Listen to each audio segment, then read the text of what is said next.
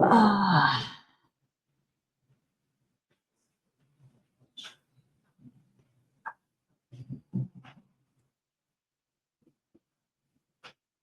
Okay, so good morning po and welcome to our Sunday service, and welcome also to those who have joined us here via online sa FB po page ng church. So good morning and welcome. So I will be preaching about the illusion of the prayer of acceptance. Kasi po in my more than 20 years of mission work, I have this big question eh. Sabi ko, Lord, bakit this is where most Christians put their assurance and confidence because they have prayed a prayer of acceptance. And in that experience, they have that confidence that they're on their way to heaven. But so marami po akong questions because I'm exposed to mostly to the body of Christ, and I cannot see what the Word of God is saying that it should be manifesting in our lives. Kaya nabuo ko po to through extensive study and research from the man of God from the past, and especially sa mga books na the Lord has provided for me.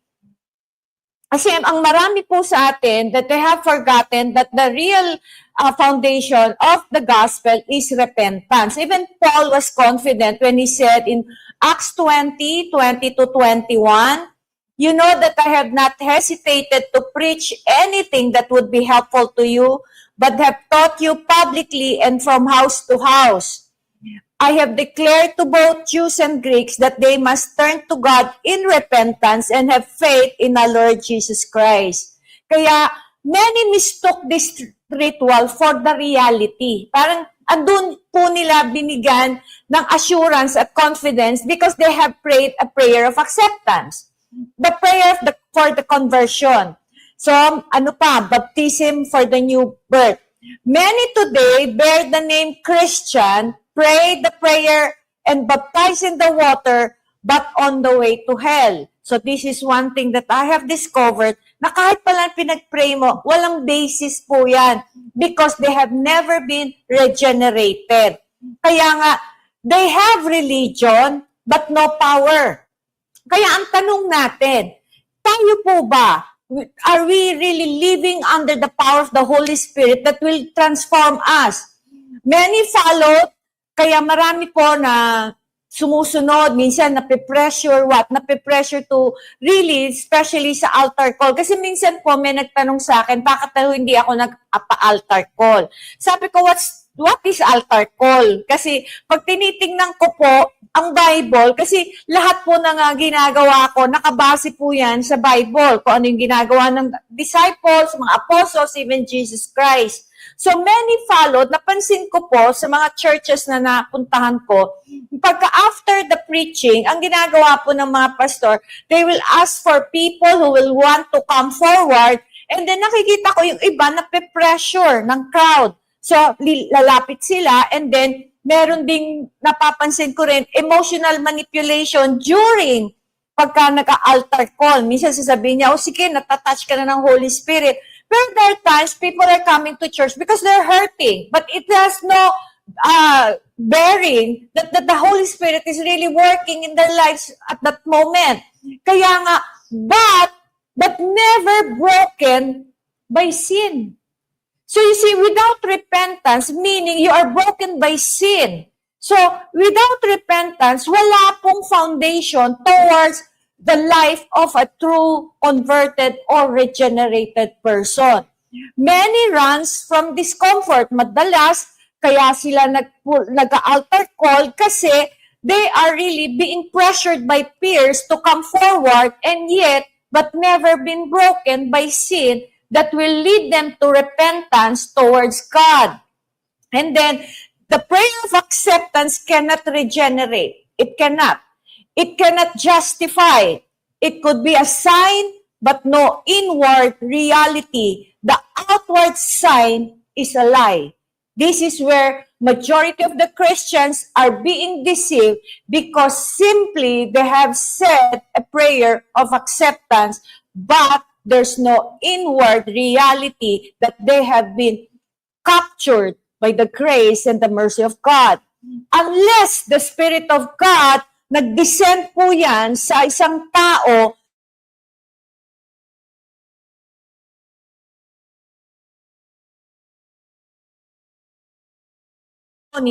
but a beautiful deception. Now, many believe, they say a prayer is equals to the participation of divine grace, believing performing an outward act they possess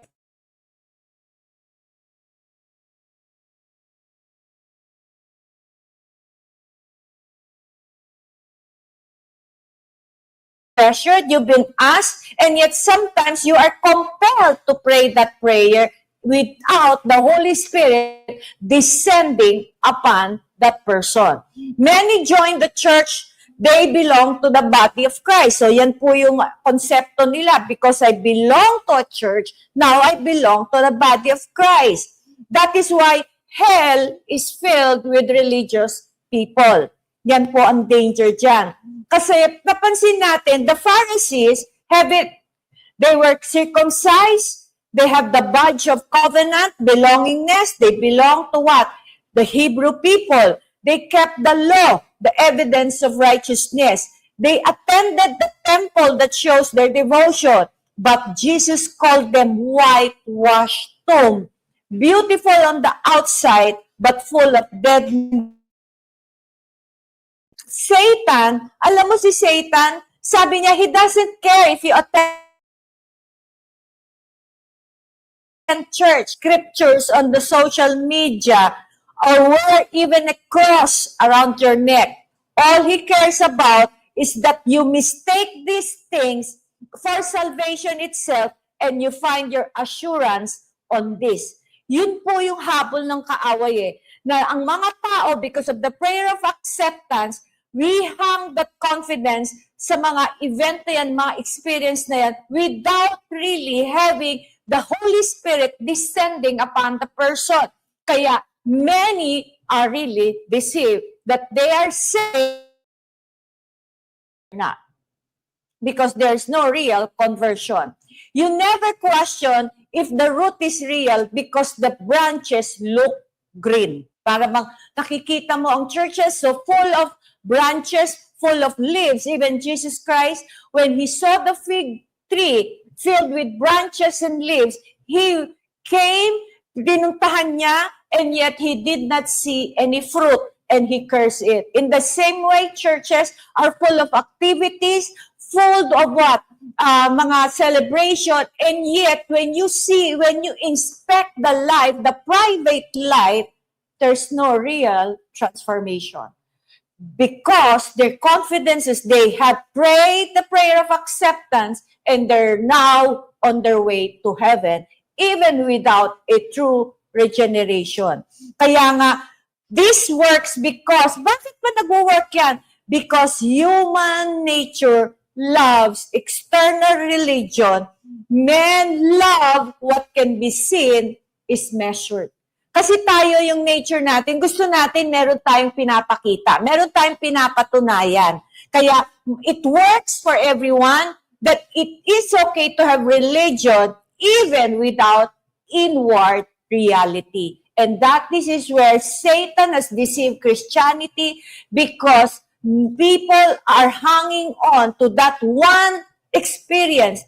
They pay acceptance without truly regenerated or converted. New birth is invisible. Hindi po nakikita yan. Kaya nga, yan po the place of our soul when no man can reach. Walang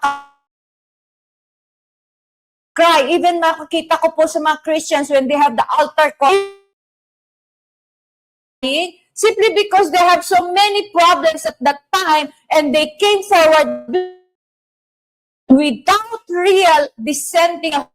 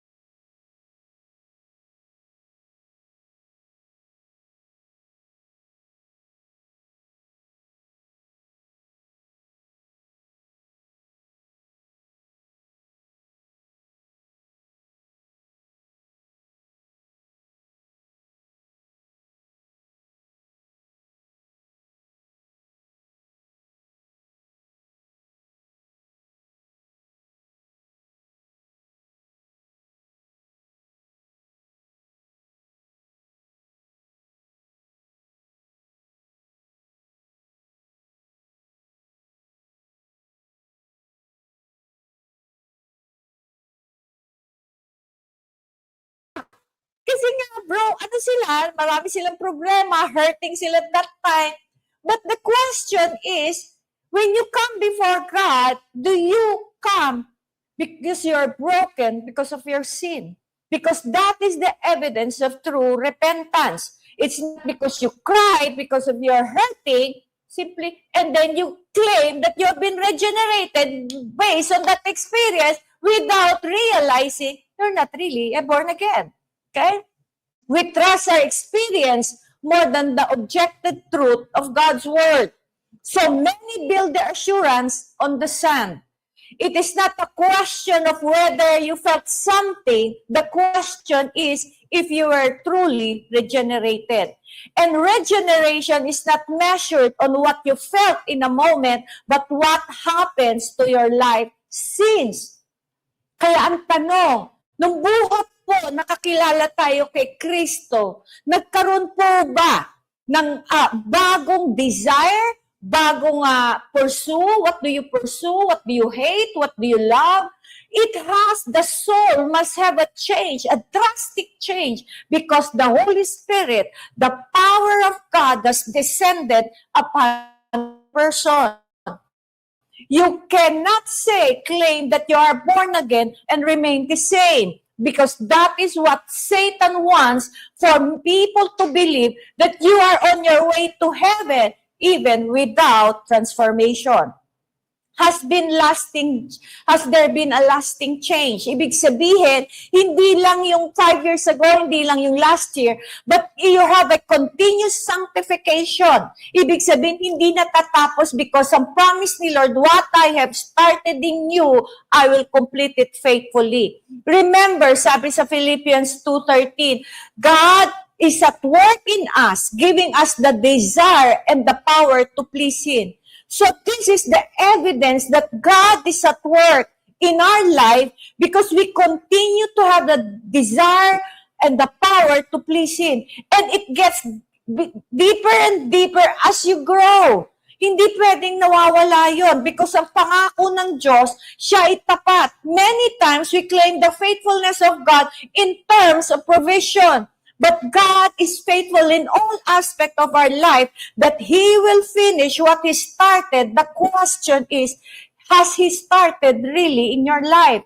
Is there any fruit of the Holy Spirit? Is there progressive sanctification? Or everything is just business as usual with no real difference, except now you call yourself Christian? Yun po ang danger dyan, okay? So, sabi dyan sa 2 Corinthians 13:5, examine and evaluate your own self to see whether you are holding to your faith and showing the proper fruits of it. So, the evidence of faith is the fruit, because you will bear fruit because you obey God. Test and prove yourselves, not Christ. Do you not yourself realize and know thoroughly by an ever-increasing experience that Jesus Christ is in you, unless you are counterfeits, disapproved, on trials, and rejected? You see, God will allow trials in our life for us to examine ourselves. Kung totoo ba ako ay born again, na-regenerate, or I only just attend church and have religion, but never have a relationship with the Lord. This is where deception comes, and this is where people will one day be awakened and realize they have never been really born again. Look at your present life. Look at your affection. Tingnan mo ang iyong buhay. Are you continually aligned to the purpose of God, or are you getting away or getting farther from the purpose of God? Where is your affection? Sabi nga dyan, where your treasure are, there your heart will be. So ano ngayon ang nagdo-dominant desire ng puso natin? What do you love or hate? Do you love sin? Do you love righteousness? You see, you can love righteousness and then do righteousness, pero iba po yung you love righteousness, meaning you love to please God and you hate sin. Ano po dito ang lumalaki? Are you loving sin or are you loving righteousness? Do you hate sin now? Or do you hate holiness? What do you pursue or what do you flee? So titingnan natin, ano po ba yung pinupursue natin in life? Is it more our earthly life or more of what God wants in our life? What do we flee from? Ano ang tinatakbuhan natin? Ano yung inaalisan natin? Are we fleeing from what will contaminate us or are we fleeing from the call of God? So makikita natin, this is the difference, the vast difference of what is truly converted and those who are not really converted. Why? Because when you are truly converted, all about the things of God, all about God, you desire and your life is now towards that direction. These are evidence of regeneration. So dito mo mapapansin na Lord, ito pala ang totoong evidence. Not coming to church. Many come to church and yet not truly regenerated nor even converted. That's why I saw the deception among Christians. Then, watch out for the assurance of being a visible earthly church. Then you're a member of an invisible church in heaven. So makikita natin, asan ang assurance natin? Tayo ba dahil member tayo ng church? O simply because ang assurance mo is the finished work on the cross? Many times I encounter Christians, sabi nila, yes, I can sacrifice, I can do this dahil alam ko na God will do this for me. There are millions of members of earthly church who will never enter the kingdom of God.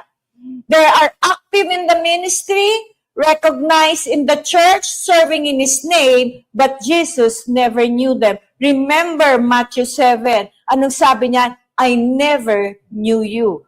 Not I used to know you, but you fell away. Not I knew you because you disappointed me, but I never knew you. Why? Because you never had any relationship with the Lord. There was never a true relationship because there was never a real conversion.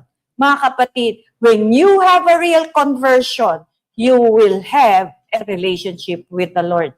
There was activity, which is ministry, but no regeneration. Yan po yung napansin ko sa pag-iikot ko. Many joined the church, but never united to the Savior. Just a member of social club that meets on Sunday, but never a member of a true body of Christ. And the enemy is perfectly content sa buhay ng mga ganyan, that you remain the entire of your life unchanged, not transformed, not having a desire for God. Kaya ang enemy, hindi natin-threaten yan sa ganitong klaseng buhay. You come to church, hindi siya threatened. You read your Bible, it's not even threatened. You attend prayer meeting, none of this threaten the enemy. You know what threatened the enemy? A life that is fully surrendered to God. Because membership does not threaten the enemy, but true conversion. You see, these are the threats to the enemy. Genuine faith that produces holiness and obedience. So, ano na po ang chunk ng desire natin? Ano na po ang ating direction ng life natin? Kasi, malapit na tayong matapos sa first quarter of the year. So, papasok na tayo ng second quarter. Is it business as usual?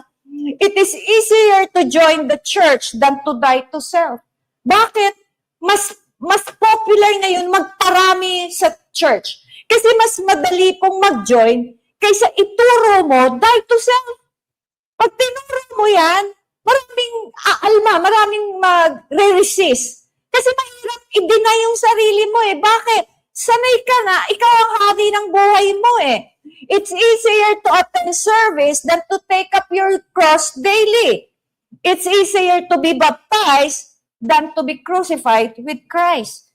Kaya nga, madaling masabi natin, magpa-water baptism tayo, yes. Pero pag ahon, we're not expecting that people will be perfect kagad. But the thing is, may nababago araw-araw. Okay? Satan always offer people the easier path, the respectable path without the cost of discipleship. Kaya ito po yung ginagawa ko sa mga pag-iikot ko, discipleship. Why? Because without discipleship, no one will be able to understand what it means to be a Christian. Bakit? Kasi akala nila Christianity is all about accepting Christ. We're on our way to heaven. You know what it means to be a disciple? It means to create in my life to be a true follower of Christ. Meaning, I need to die to self, carry my cross daily, and follow Him. So, mahirap maging disciple. Madaling maging member, pero mahirap maging disciple. Why? I have to deny everything that God wants me to give up. It's not an easy path. Kaya nga sabi niya, the path is narrow. Why is it narrow? Because it requires and demands obedience. And then what? And the path is contracted. Bakit? Napakahirap. Pumasok ka na nga sa makitid na daan, pero yung lalakaran mo, ang hirap pa rin. Bakit? Kasi bibitawan mo yung mga nakasanayan mo. Hindi pwedeng ikaw ang naghari. Remember, when Jesus preached, He did not preach much about, pag naniwala ka o punta ka ng hell, what? He preached on the kingdom of God. Why? Because it is about not church, not ministry, about His kingship and lordship. The question is, if you've been so long as a Christian, have Christ been your Lord, Savior, or just forgiver? If you sin, you ask for forgiveness, He will forgive you. And then tomorrow, uulitin mo ulit, you ask for forgiveness, He will always forgive you. But you create a pattern, a circle, para bang paikot-ikot, a life of circle na wala ka man lang, hindi mo naranasan yung katagumpayan na pinagbayaran ni Kristo. Kaya nga, remember, church membership is no guarantee of sanctification. People may say the right things, they perform the right ceremony, they maintain a right appearance, but their hearts are untouched, unchanged, and unregenerate. So makita natin, saan po tayo dito? This is very dangerous ground. We are a social creature. We want to be seen. Kaya nga, madali kang magpa-altar call, mag-prayer of acceptance, gagawin natin yan. Minsan nga, nape-pressure pa tayo di ba? Lahat lipat. Ikaw naman yung nag-invite sa'yo, pipiliting ka, lapit tayo sa altar, tanggapin mo si Kristo. But you see, that's not conversion. That's pressure.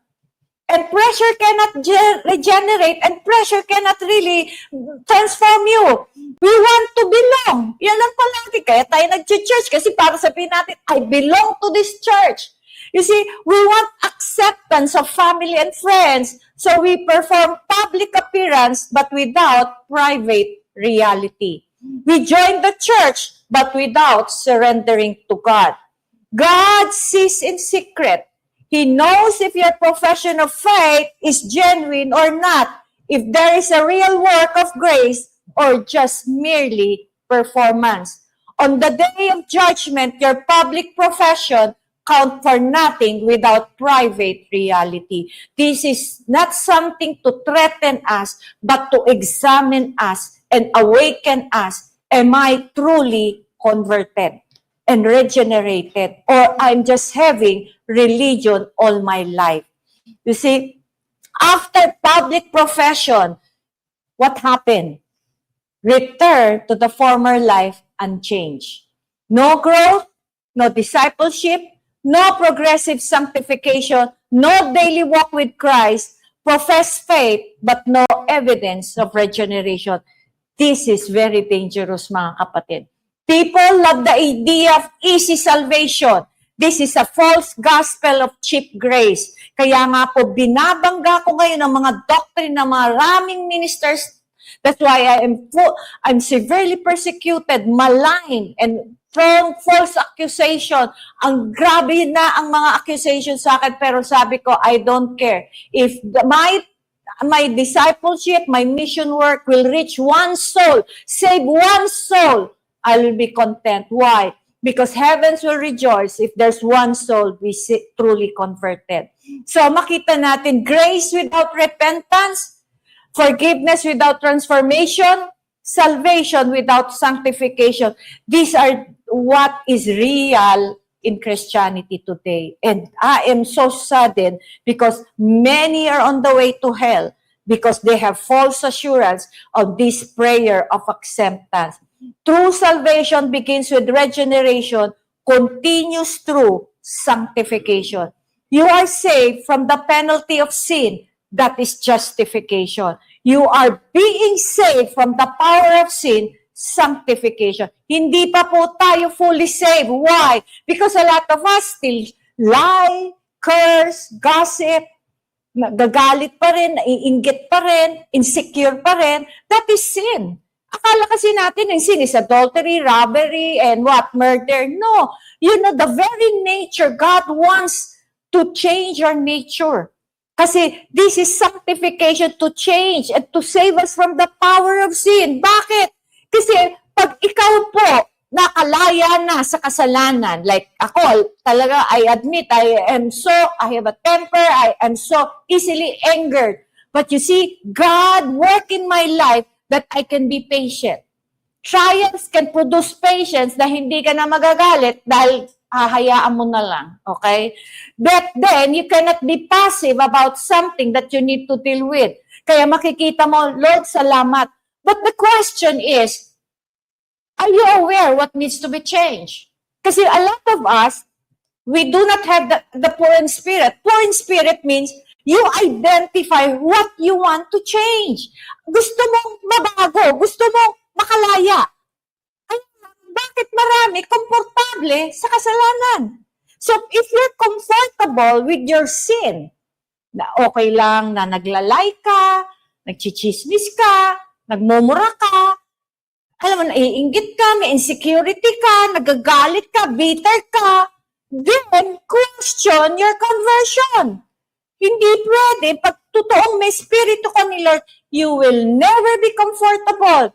You will be saved, and then the third is salvation. The third is what? You will be saved from the presence of sin at glorification.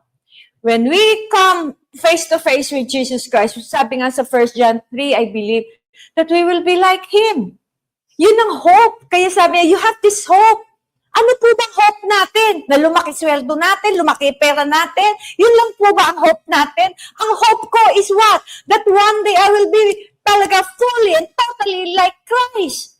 Kasi yun po yung talagang desire ko is maging kawaki siya pero hindi ko po magawa. Okay? Because human nature will always get in a way. Because ito po yung gustong i-work ni Lord. And I thank God He's at work in my life.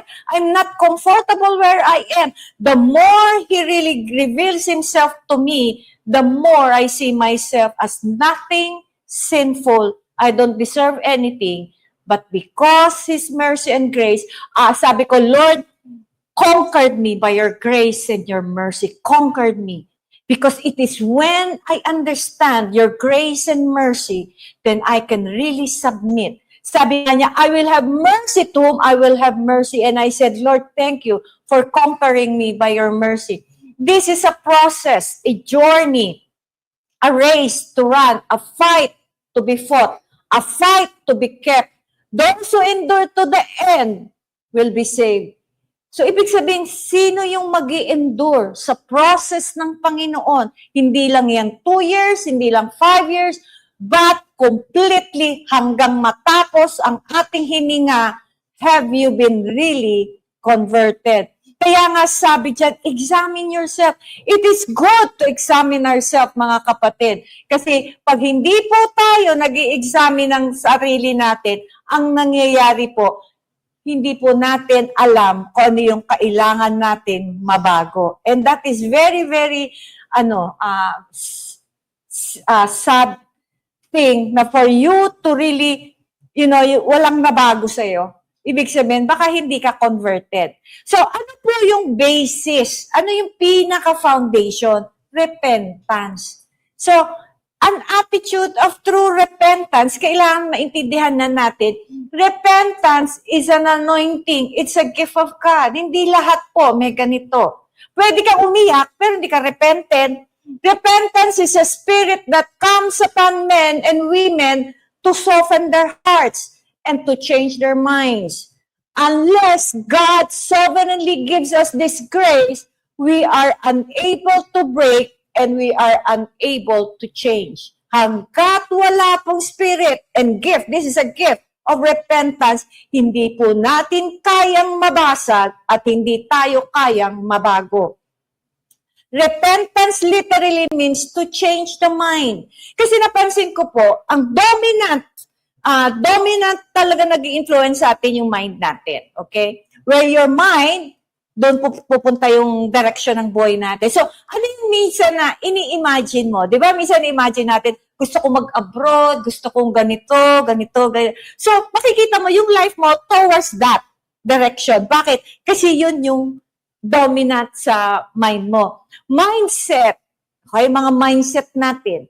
Kaya lagi ko to sinasabi sa body of Christ eh. Kasi when we have this thought na, ay, ang hirap ng buhay. So doon pupunta ang buhay mo because you believe that. Why? Because we have a universal law. What is that universal law? Sabi ni Lord, according to your faith, it shall be done. I mean, everybody has faith. But the question is, where do people anchor their faith? So, pag ikaw, may business ka, may trabaho ka, you anchor your faith sa trabaho mo. Bakit? Sa sweldo. Sa akin may sweldo ko. You anchor your faith there.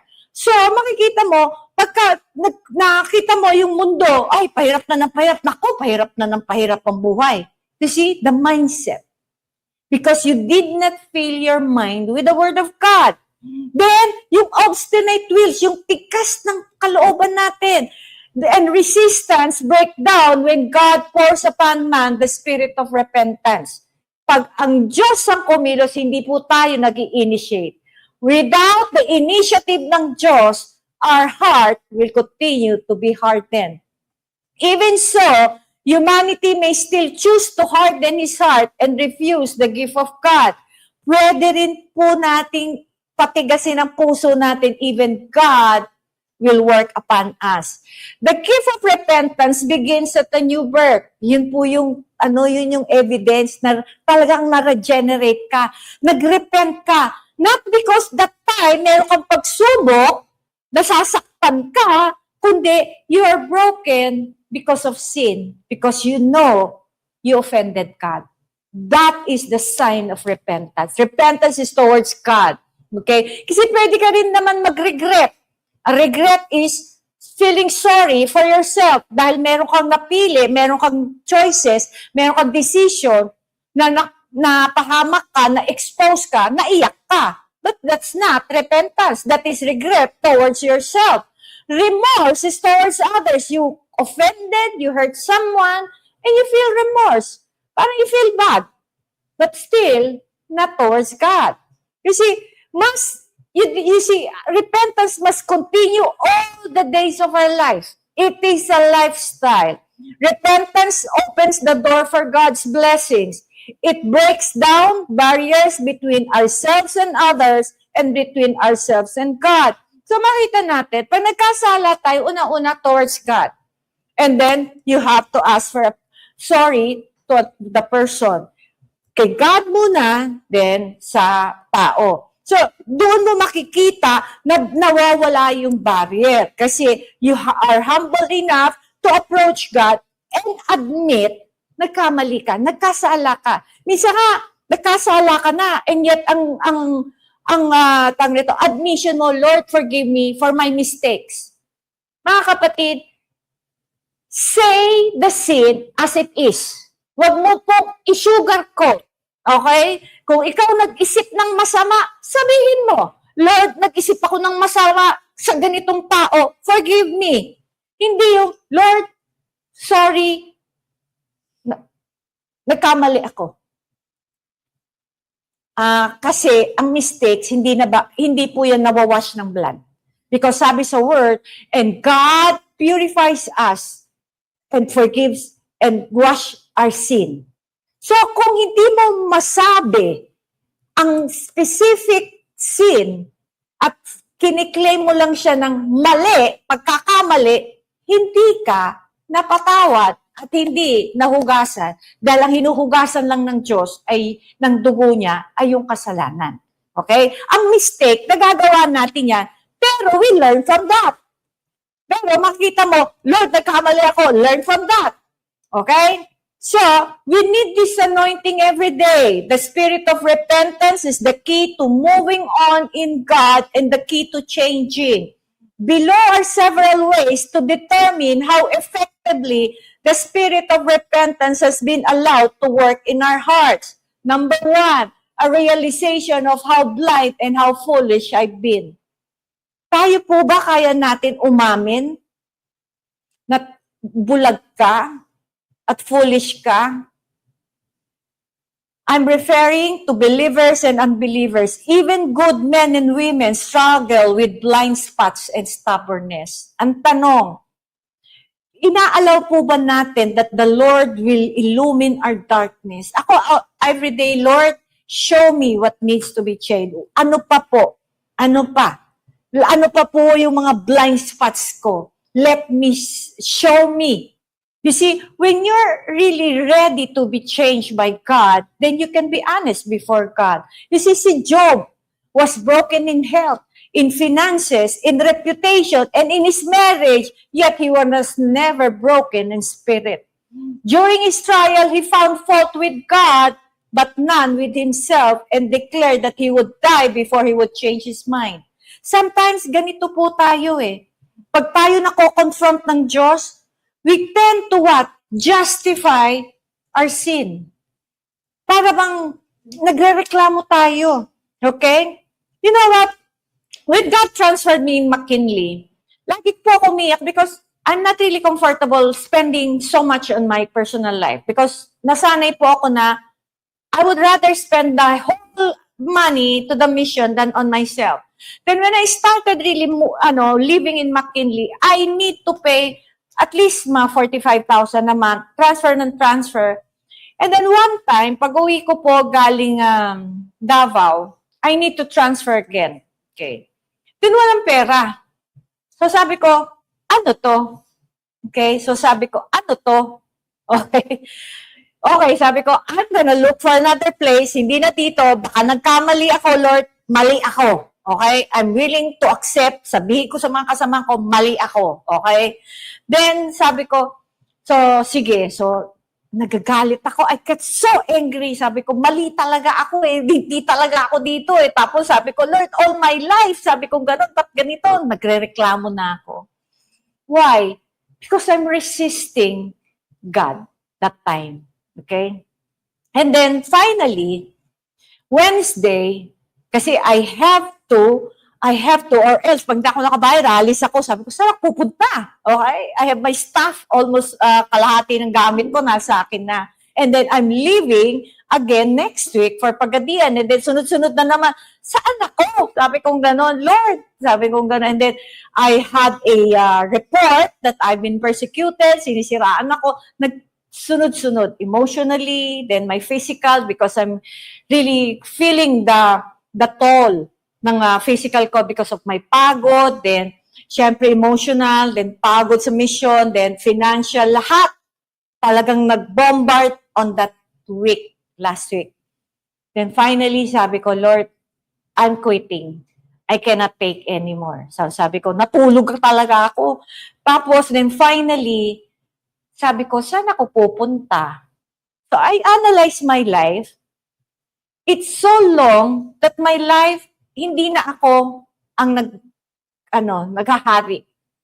I'm dependent upon God. So finally, sabi ko, Lord, I don't know what you're doing, but alam ko may ina-accomplish ka sa akin. Hindi ko man maintindihan, okay? Then finally, sabi ko, Lord, you know what? Hindi ako mananalo sa iyo eh. I'll submit. Do you want me here? I'll stay here. Okay, sabi ko, Lord, you know, kasi that time, daming humihingi sa aking help at saka ministry because I'm financing the ministry in Maguindanao, sa Cotabato, and then the Davao. Lahat po yan, humihingi na ng down sa mga, alam mo, sa venue, sa ticket, lahat, sabay-sabay.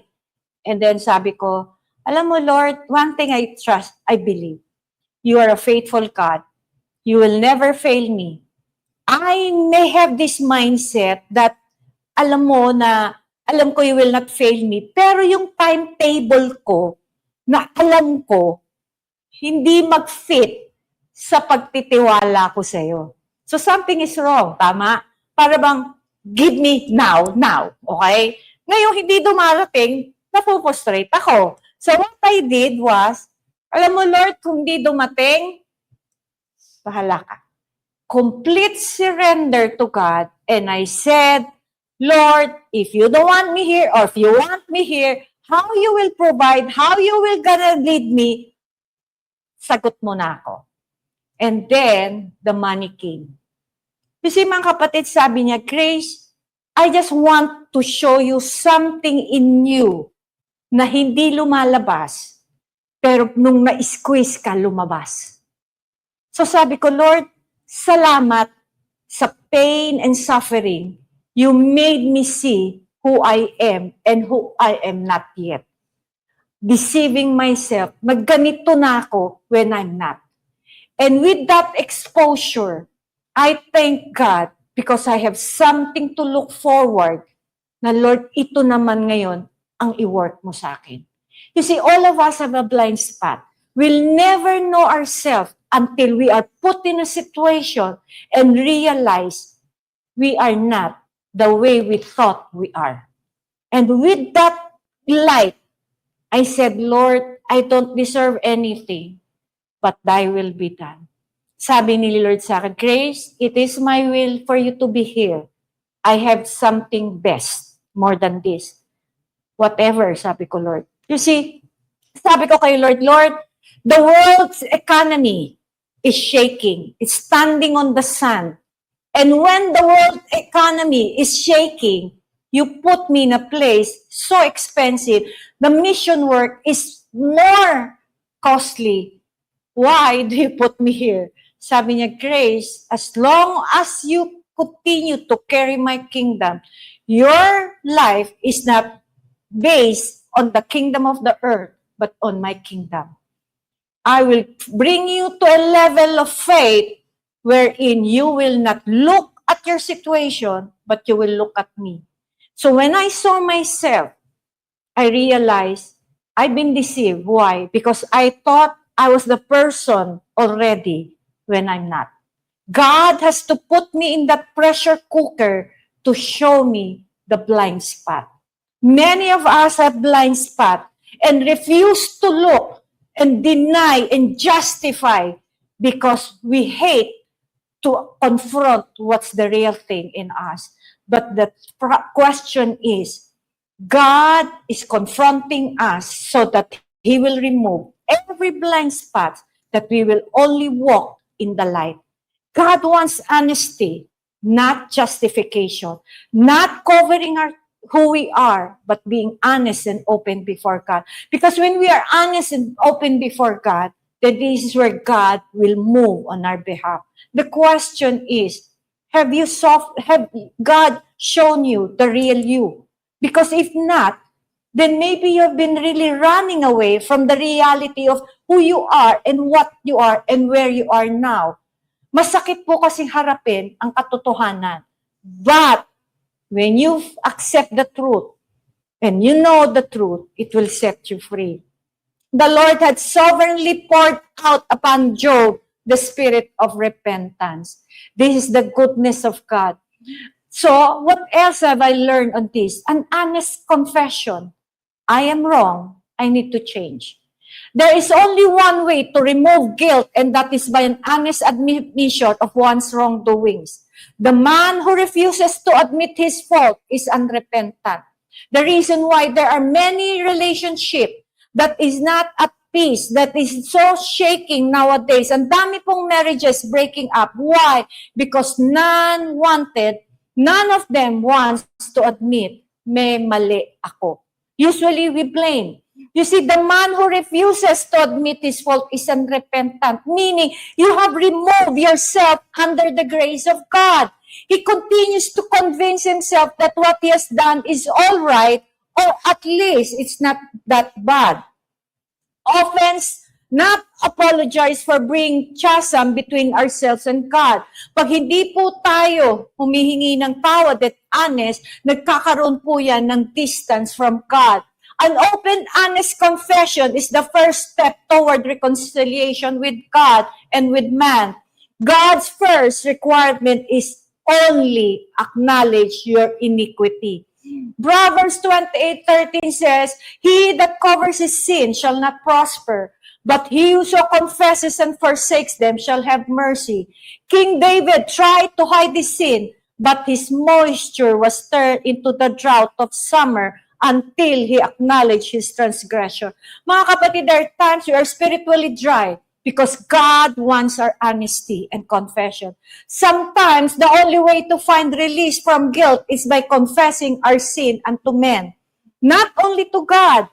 Jacob's sons suffered from guilt for 22 years after betraying their younger brother Joseph. The brothers may have acknowledged their sin to God, but until they told the truth to their father, to whom they have lied, they could never find release from their guilt. You see, if you live in guilt, the enemy has a stronghold in your life. Willingness to accept discipline and demotion, because this is what I have witnessed among ministers, that they have really fallen to sin when this time to discipline, time to remove them from their ministry, they will not accept discipline or demotion. Kaya ang ginagawa ng mga head, dadalhin lang sa ibang place para they continue in their position and their title. True repentance is shown when there is sincere remorse for injuring the Lord and bringing shame to the body of Christ. This is godly sorrow and it brings life. The sorrow of this world brings death. Worldly sorrow is of the flesh. It is sorry only for losing position, honor, or something else it wanted. We have seen a lot of worldly sorrow in the church in recent years. Fallen ministers have cried, repented publicly, but the genuineness of their repentance has come into question. When they were asked to accept a period of discipline or to step down until they could regain credibility, some have refused. Their sorrow and tears were not for disgracing the Lord or bringing reproach to His church, but for their own personal embarrassment and demotion from their lofty position. You see, mga kapatid, sometimes, kino-confront po kasi tayo ni Lord, especially me, no? I mean, I am so close to the Lord na hindi ka talaga makakawala sa Panginoon, no? You know, sometimes sabi ko, Lord, I need to really cut off from this person. Then I question myself, is it because it bruised my pride? Or is it because it is what I have to do? Sometimes, minsan, meron tayong mga attitude in life, it's not about God it's about nabubruise yung pride natin. Nasasaktan, na-offend yung ego natin. Kaya ako very, very careful when I really, when God showed that to me, I still accept. Sabi ko, Lord, forgive me. I really admit and I confess na, Lord, sige, I really need to be cut off from this person. Not because my pride is bruised, simply because I'm doing what you asked me to do. Sometimes, mga kapatid, tanungin natin ang sarili natin. Ginagawa ba natin to dahil, alam mo yun, na-bruise lang yung ego mo o dahil nasasaktan mo na ang Diyos? Sometimes, God is confronting our ego and our pride because God only gives grace to the humble. And we need the grace of God every day. Kaya nga, sabi ni Samuel kay Saul, "Now the Lord sent you in a mission and said, go utterly destroy the sinners, the Amalekites, and fight against them until they are consumed. Why then did you not obey the voice of the Lord? Why did you swoop down on the spoil and do evil in the sight of the Lord?" And Saul said to Samuel, "But I have obeyed the voice of the Lord and gone on the mission which the Lord sent me and brought back Agag, king of Amalek. I have utterly destroyed the Amalekites, but the people took the plunder, sheep and oxen, the best of the things which should have been utterly destroyed, to sacrifice to the Lord your God in Gilgal." You see what's wrong with King Saul?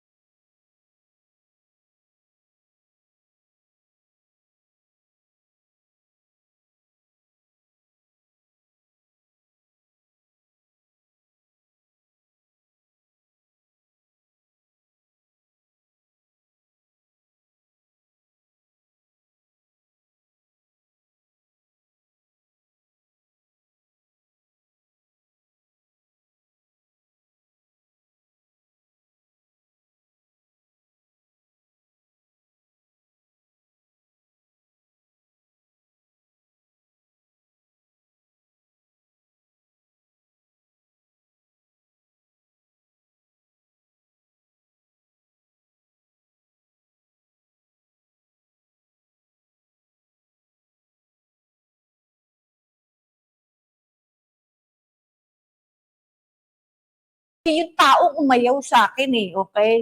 Sasabihin nila na dapat mas naintindihan ko yung tao kasi maraming weakness. Okay lang yung weakness, tatanggapin ko yun, mga kapatid. I can be patient with anyone's weakness. But the thing that I cannot tolerate is for you in the ministry living in sin. You see, hindi po yun unloving. That is holiness. And that when there is holiness, there is a separation from sin. At because I made that stand, I've been accused na I'm not loving. Mga kapatid, they don't know my heart.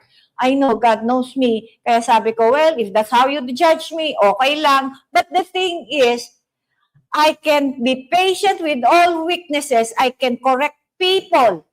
But I will never tolerate anybody living in sin.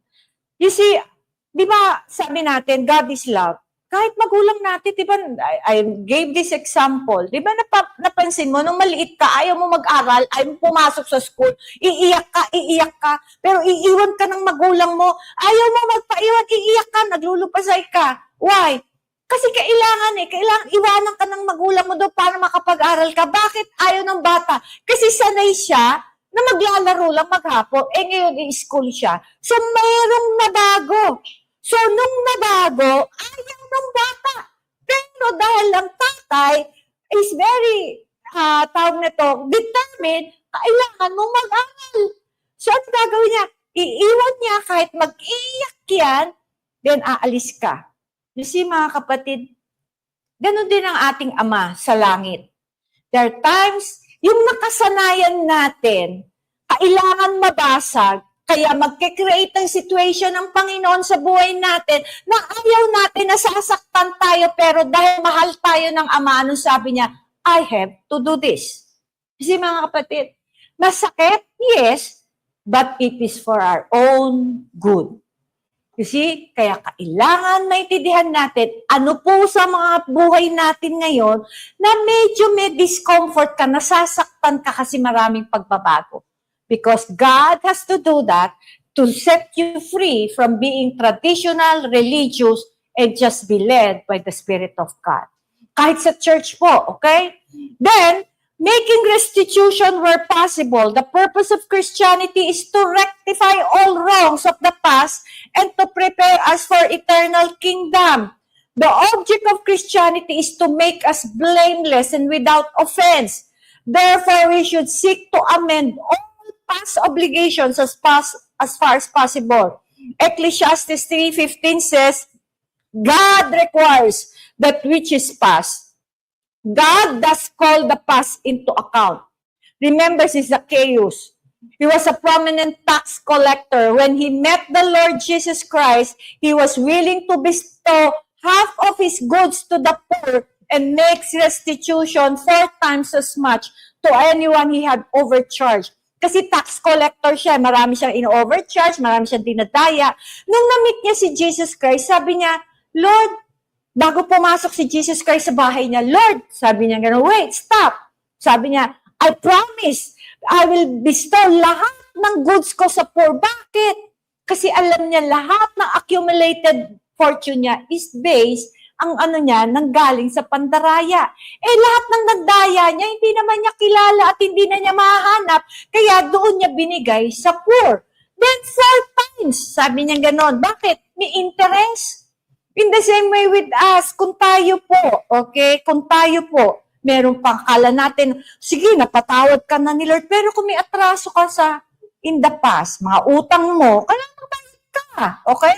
Kasi meron akong narinig, Pastora, dapat mag-rapture na. Bakit? Para hindi na ako magbayad ng utang. Ay, iyan po ang dahilan na ikaw ay maiiwanan. Dahil hindi ka nagbayad ng utang. So mga kapatid, this day of salvation come to this house. Mga kapatid, we may be forgiven. But, if we have former debts, we should seek a good conscience by taking the proper steps to owe no man anything. When Christ becomes our Savior, we are totally forgiven, yet we should make right all our past obligations to man. Perhaps we owe people apologies for past hurts or injuries, and maybe we should remember marriage and a family we have neglected. All of this is part of a sincere and true spirit of repentance. Then, kailangan makita po natin that you're be honest, a true repentance by getting what I deserve. Kasi mga kapatid, minsan pag tayo napapalo, sasabihin natin, masyado namang mahlupit, masyadong mahigpit ang Diyos sa akin. But you see, a true repentant person will admit, I deserve this. Not comparing ourselves with others, not shifting the blame to others. This is one manifestation of a true repentant person. Kasi mga kapatid, tayo po, kaya ayaw ng Panginoon na we compare our lives to others. And do not blame. Wag natin sisihin. Minsan, tayo po, instead of admitting our fault, admitting our sin, we tend to point to others. Kaya ganito ang buhay natin dahil sa iyo eh. Kaya ganito kasi dahil sa iyo. Mga kapatid, don't blame others. Learn to admit na ikaw nagkasala, ikaw nagkamali, ikaw ang umamin. Don't put your blame to others because just like what Adam and Eve did, they blame Eve, si Adam, si Eve blamed serpent. Sino ba ang nagdesisyon? Kasi laging tatanungin natin, serpent just tempted. But it was Eve and Adam who made the decision, what? To choose to disobey God. It's not the serpent. You see, Satan now cannot, force himself to us. Yung will niya, hindi niya mapipilit sa atin, hindi niya masusubo sa atin yan. It is our decision, our choice. Kaya mga kapatid, whatever situation you are at nagkakagulo, sometimes, kagagawan natin, and yet we look at others na sila yung may kasalanan. Mga kapatid, pag may gulo po, i-identify mo saan ang cause nito. Ano ang root nito? Kasi pag tayo po, laging we blame others, pero we do not look at ourselves, we will miss what God is trying to accomplish. The question is, how do I measure up to Christ? We are released from bondage not by confessing our neighbor's faults, but our own. When God confronted Job about the problem in his life, he did not say, but what about my 3 friends? Look at what they have done. God admonished the 3 friends later after Job had confessed his own problem. In the book of Numbers, we can read the account of Balaam, his foolishness that almost led to his death.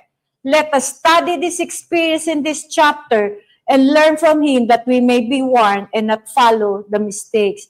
Kaya mga kapatid, when God confronts us with issues in our lives, He expects truthful acknowledgement from us.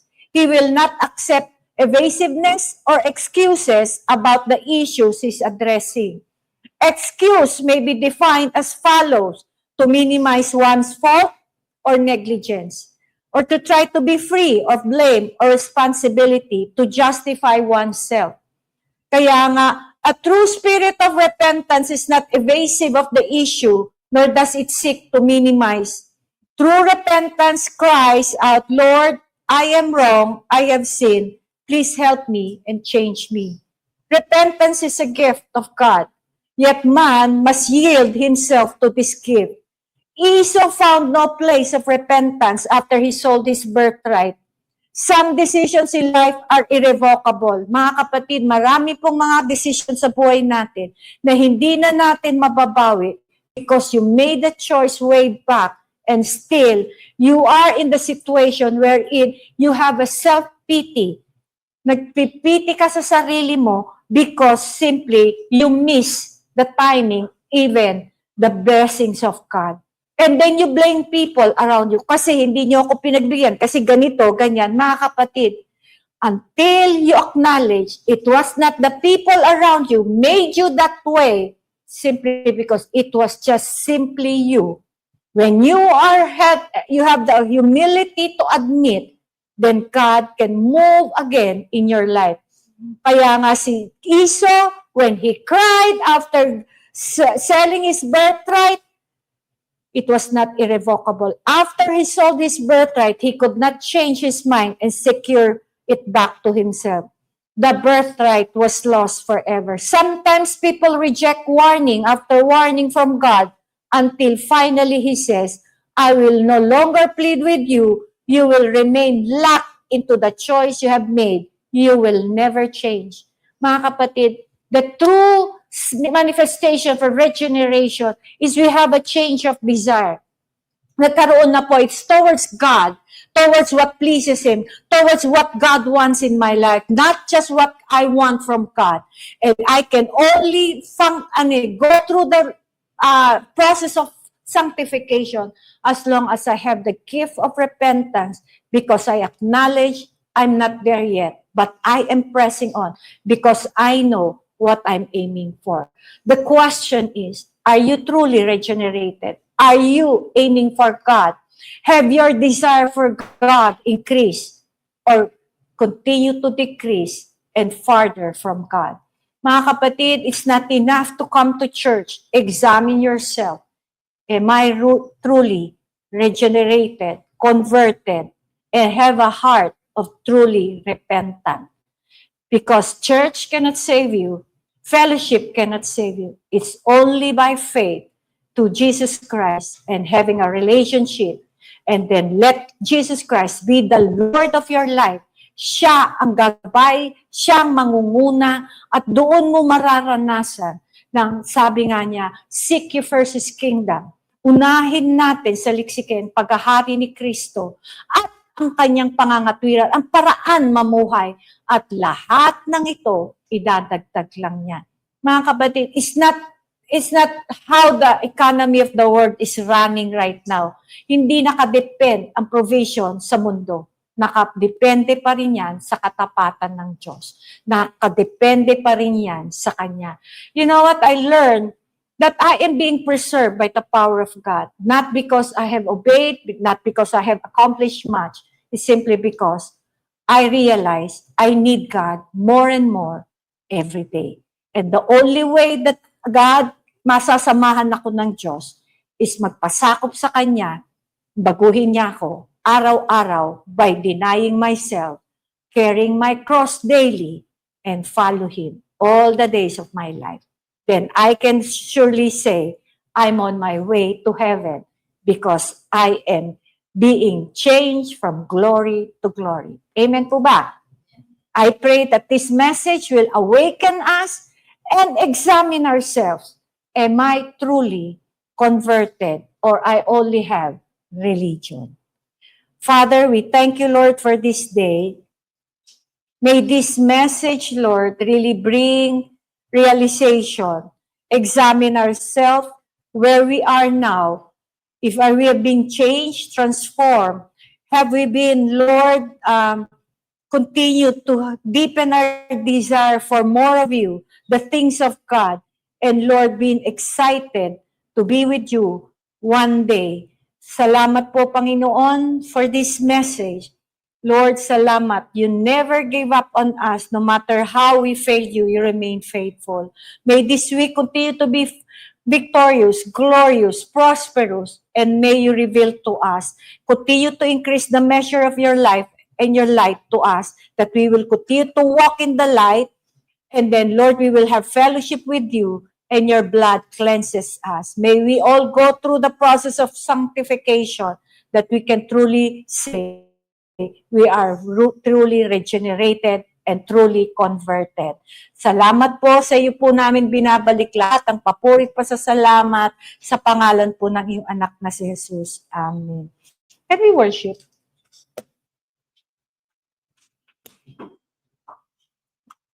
Born again pa kayo? Uy, wala na nagsumagot. Kahit yung kanina,